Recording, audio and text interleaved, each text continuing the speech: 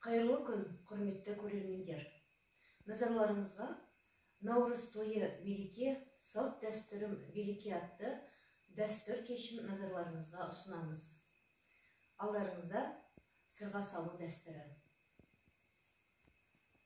Қазақ дәстүрлерінің бірі сырға салу, қыз ұзату. Қызға сырға салмақ бұрын жігіт бойжеткен қыздың үйіне ата-анасынан рұқсат алады. Сырға салу дәстүрі қайдан шыққан?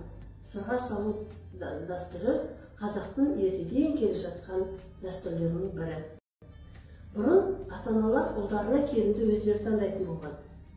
Ұлына лайықты жар болатын қызды тапқан кезде оның отбасына бір адамды өкіл қылып жіберген, немесе қыз көруге арнайы өзі барған. Осыдан кейін қызды айттыруға келген тарап үкіл тағу, сырға салу сынды дәстүрлерін жасасқан. Аттырылған қыз қалыңдық деп аталады.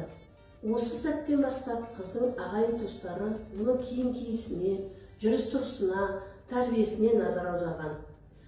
Үлкендер жағы айттырылған қыздың құлағына келіндік міндеттерді сіңіре берген. Сырға салынған әрбір қызға сырғаның сыңғырын сілдірмейтіндей нәзіктік тілеймін.